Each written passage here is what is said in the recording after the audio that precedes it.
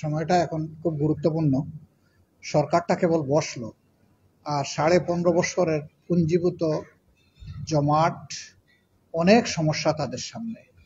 সকল সাংবিধানিক প্রতিষ্ঠান ধ্বংস করা হয়েছে, বিচার বিভাগ বলতে কিছু ছিল না।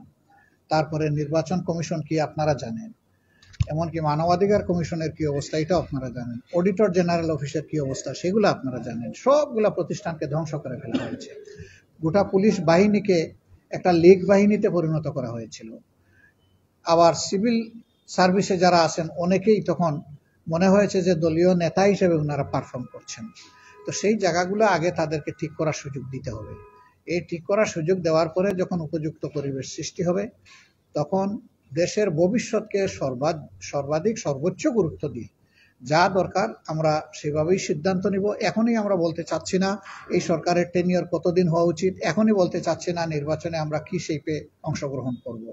সময় মতো ইনশাআল্লাহ আপনাদের সাথে যেহেতু আমাদের পথ চলা আছে আপনারা জানবেন, এবং এই ক্ষেত্রে আপনাদের মূল্যবান পরামর্শ আমরা ধারণ করব সম্মানের সাথে।